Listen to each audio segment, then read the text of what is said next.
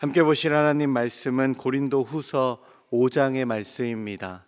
신약성경 고린도후서 5장 1절부터 10절까지의 말씀입니다. 고린도후서 5장 1절로 10절까지의 말씀, 우리 살아계신 하나님의 말씀을 함께 받들어 읽겠습니다. 만일 땅에 있는 우리의 장막집이 무너지면 하나님께서 지으신 집 곧 손으로 지은 것이 아니요 하늘에 있는 영원한 집이 우리에게 있는 줄 아느니라. 참으로 우리가 여기 있어 탄식하며 하늘로부터 오는 우리 처소로 덧입기를 간절히 사모하노라. 이렇게 입음은 우리가 벗은 자들로 발견되지 않으려 함이라. 참으로 이 장막에 있는 우리가 짐진 것 같이 탄식하는 것은 벗고자 함이 아니요 오히려 덧입고자 함이니 죽을 것이 생명의 삼킨 바 되게 하려 함이라. 곧 이것을 우리에게 이루게 하시고 보증으로 성령을 우리에게 주신 이는 하나님이시니라. 그러므로 우리가 항상 담대하여 몸으로 있을 때에는 주와 따로 있는 줄을 아노니 이는 우리가 믿음으로 행하고 보는 것으로 행하지 아니함이로라. 우리가 담대하여 원하는 바는 차라리 몸을 떠나 주와 함께 있는 그것이라. 그런즉 우리는 몸으로 있든지 떠나든지 주를 기쁘시게 하는 자가 되기를 힘쓰노라. 이는 우리가 다 반드시 그리스도의 심판대 앞에 나타나게 되어 각각 선악간에 그 몸으로 행한 것을 따라 받으려 함이라. 아멘.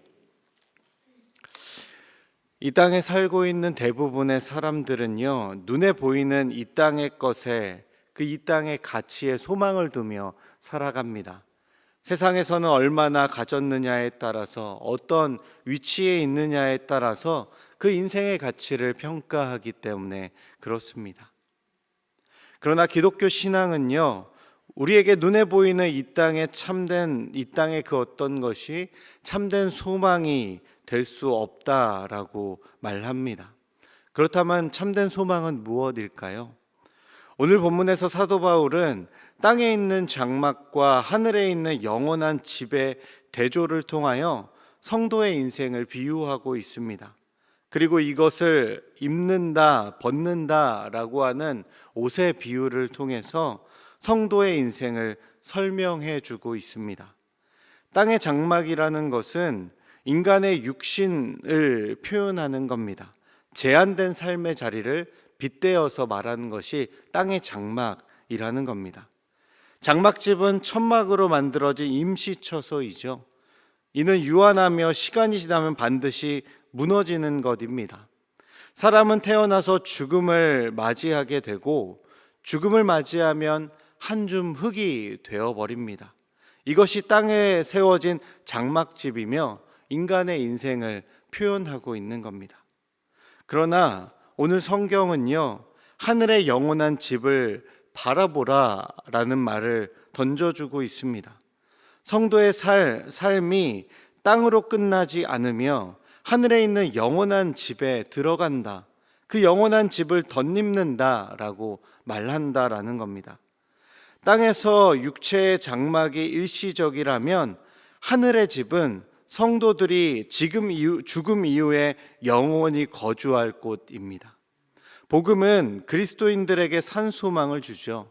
그래서 사도 바울은 하늘에 있는 영원한 집을 사모하고 있는 겁니다. 이 사모하는 고백은 저와 여러분들이 가져야 되는 동일한 고백이기도 합니다. 오늘 본문 1절과 2절의 말씀을 다시 한번 읽어보겠습니다. 1절과 2절입니다.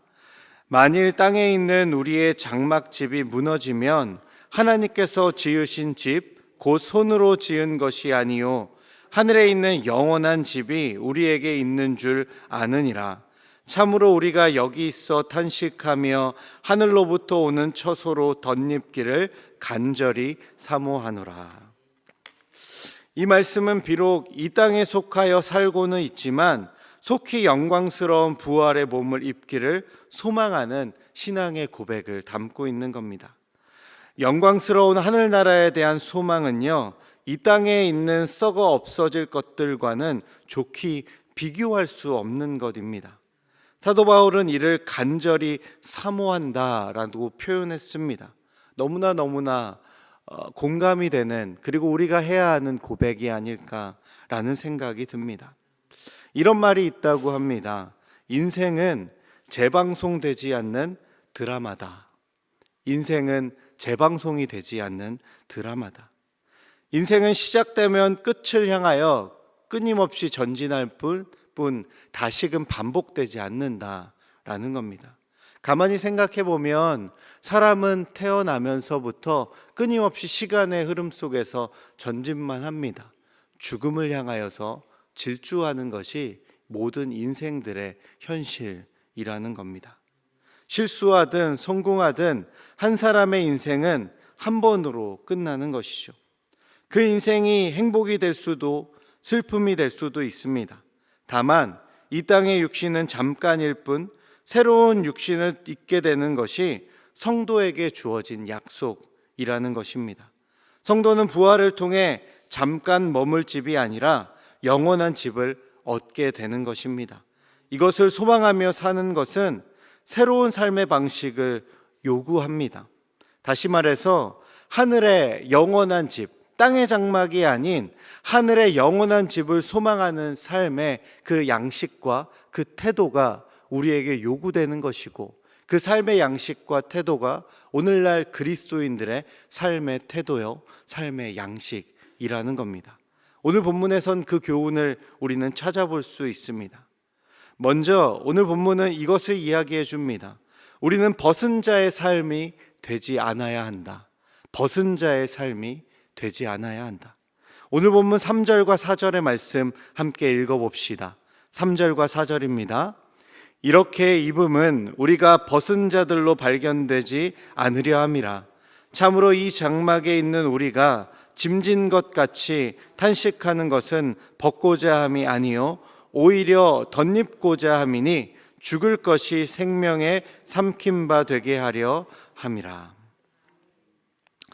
벗은 자의 삶은요, 죄악과 탐욕에 일그러진 삶을 표현하는 겁니다. 이 땅은 소멸해 가는 곳입니다. 영원을 갈망하는 인간의 영혼은 탄식하며 하늘로부터 오는 처소를 바라볼 수밖에 없습니다. 죄는 영혼을 유한으로 변질시키는 것이고, 탐욕은 기쁨을 탄식으로 왜곡시켜 버렸습니다.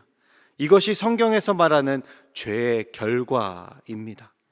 죄로 인해 하나님의 영광을 상실한 인간은요, 벗은 자들입니다.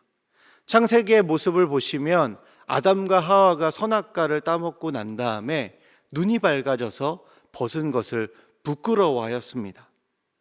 이것이 바로 인간의 범죄한 실존을 적나라하게 드러내고 있는 겁니다. 그러나 성경은요, 그리스도로 옷 입는 자들이 하늘의 처소로 덧입혀져서 부끄러워하지 않게 되리라는 것을 약속하고 있죠. 따라서 성도는 하늘의 것, 하나님의 것을 소망하며 죄로 인해 뒤흔들리는 삶으로부터 멀어져 있어야 한다라는 겁니다. 사랑하는 여러분, 이 새벽 죄와의 이별을 선언합시다. 죄로부터 자기를 옮겨서 하늘의 영원한 처소를 입기를 사모합시다. 이것이 하늘의 영원한 집을 소망하는 성도의 삶의 태도인 것입니다. 그리고 또 무엇을 말하고 있나요? 두 번째로 말씀드리고 싶은 것은요, 우리는 성령이 주시는 능력과 보증으로 살아야 한다는 것입니다. 성령은 미래의 소망에 대한 보증으로 우리에게 주어진 하나님의 선물입니다. 오늘 보면 5절의 말씀 한번 읽어봅시다. 5절입니다. 곧 이것을 우리에게 이루게 하시고 보증으로 성령을 우리에게 주신 이는 하나님이시니라. 아멘. 하나님은 성령을 주심으로 우리 안에 내주하십니다. 그리고 말씀을 통해 성취해 나가십니다. 성령은요, 성도 안에서 썩어져가는 악한 행실을 버리게 하여 날마다 거룩한 모습으로 우리의 삶을 변화시켜 나가십니다. 이것이 바로 성화의 과정들이겠죠. 이러한 성화의 과정은요, 궁극적으로 하나님이 주시는 생명에 동참하도록 우리의 삶을, 우리의 영을 정화시켜 나아갑니다. 이를 통해서 성령은 이 땅에서 미리 천국을 맛보게 해주는 것이죠. 성도는 영원한 기쁨과 소망을 성령의 내주하심을 통해 체험하게 해주시는 겁니다. 그렇게 하늘의 영원한 집을 소망하는 삶은요, 성령님과 동행하며 성령님이 주시는 그 능력으로 살고 약속된 하늘 소망을 붙잡는 것입니다. 장막집은 광야에 세워진 텐트이잖아요. 텐트는 임시처소입니다. 비바람이 불면 휘청거리고 언제 어떤 위협이 들이닥칠지 모릅니다. 이것이 우리 인생의 실제입니다. 그러나 그 임시처소 안에 성령 하나님이 함께 계시다면 상황은 전혀 달라지지 않을까요? 마치 신약성경 복음서에 보시면 풍랑 가운데 예수님 배 안에 보시면 고물에서 머리를 대고 주무시고 계시지 않았습니까? 제자들이 다급히 깨우는 그 깨움에 일어나셔서 풍랑을 잠잠하라 고요하라 단 말 한마디로 잠잠케 하십니다. 비바람이 들이닥치며 장막과 같은 우리의 인생 가운데 성령 하나님이 함께 있다면 그 하나님께서 잠잠하라 고요하라 나에게 나의 상황 가운데 선포하십니다. 그러면 우리의 삶의 자리에는 평강이 깃드는 것이고 그 평강의 경험이 곧 우리가 사모하는 하늘의 집, 영원한 집을 경험하게 해준다라는 것입니다. 그렇기에 성도는 성령 하나님의 능력과 보증을 사모하며 그것을 덧입어서 살아가야 하는 것이죠. 이를 위해서 성도에게 함께 요구되는 삶의 태도가 또 한 가지 있는데요, 그것은 주를 사모하는 마음입니다. 주님을 간절히 바라는 그 마음. 오늘 보면 6절부터 8절의 그 내용, 그 마음이 담겨져 있습니다. 우리 6절부터 8절의 말씀 함께 읽어봅시다. 그러므로 우리가 항상 담대하여 몸으로 있을 때에는 주와 따로 있는 줄을 아노니 이는 우리가 믿음으로 행하고 보는 것으로 행하지 아니함이로다. 우리가 담대하여 원하는 바는 차라리 몸을 떠나 주와 함께 있는 그것이라. 아멘. 땅의 장막집처럼 임시처소로 살아가는 모든 인생은요, 나그네의 삶입니다. 나그네의 삶으로 사는 성도들은요, 주님을 사모해야 합니다. 나그네로 살아가는 삶의 성도가 주님을 사모한다는 것은 그 인생의 방향을 바로 잡아야 한다는 것입니다. 나그네는 정처 없이 떠돌아다닙니다. 그러나 우리는 이 땅에 온 나그네이자 순례자, 어딘가 돌아가야 할 그 목적지가 분명히 있는 인생들이라는 것입니다. 우리가 돌아가야 할 목적지, 그곳이 어디입니까? 하늘나라, 하나님 나라, 하나님, 그곳이 바로 우리의 목적지입니다. 주님을 사모한다는 것, 이 땅의 장막으로 살아가는 나그네와 같은 성도들에게는 분명한 방향을 가르쳐주는 나침반과도 같은 교훈입니다. 영혼을 사모하며 주와 함께를 소망해야 하는 것이 성도들의 자세요 마음이다 라는 것이죠. 성도는 이 땅에 있는 동안 보는 것으로 행하지 않고 믿음으로 행하는 인생들입니다. 믿음으로 행하는 것이 무엇입니까? 하나님이 주신 약속을 붙들며 사는 것입니다. 주를 사모하며 믿음으로 사는 것이 순례자로서의 성도의 태도라는 것입니다. 오늘 본문 8절에서도 주와 함께 하기를 바라는 사도 바울의 이 고백은 장막집 인생들이 바라보고 소망해야 하는 분명한 목적지를 우리에게 밝혀주고 있는 것이죠.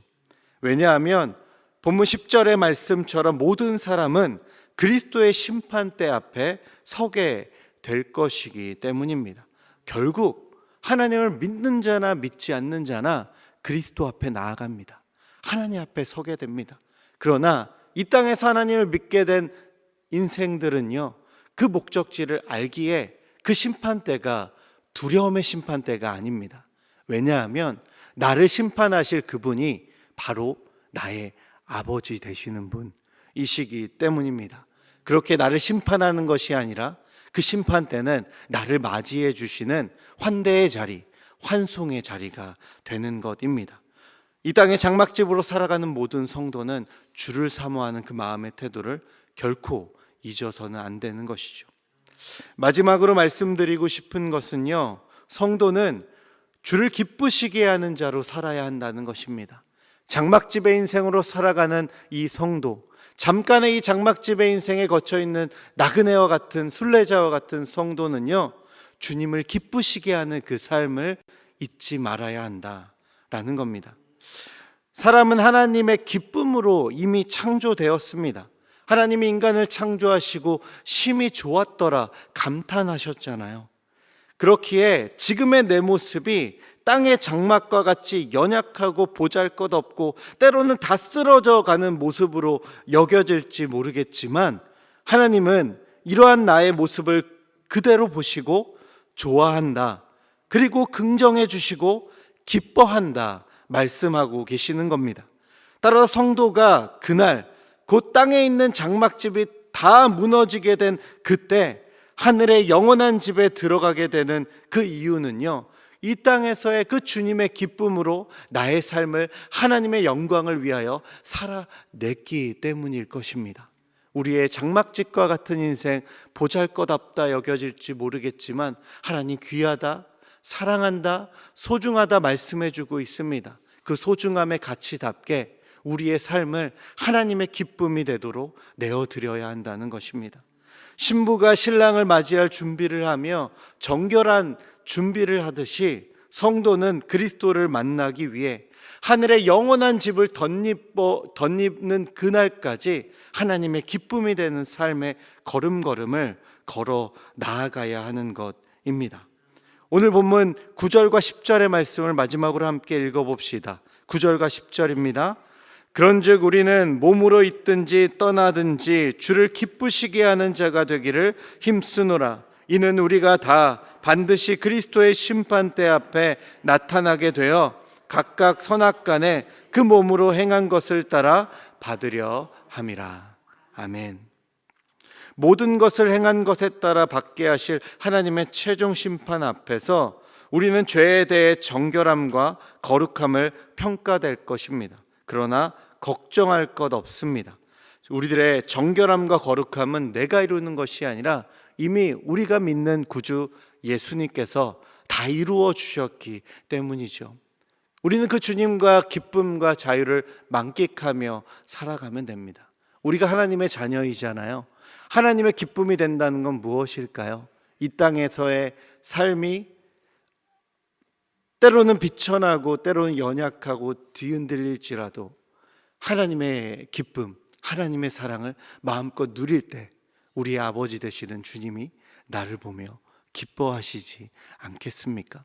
우리는 그 상태로 주님 앞으로 그 마지막의 순간으로 나아가는 것이고 하나님의 사랑의 환대를 받게 되는 것입니다.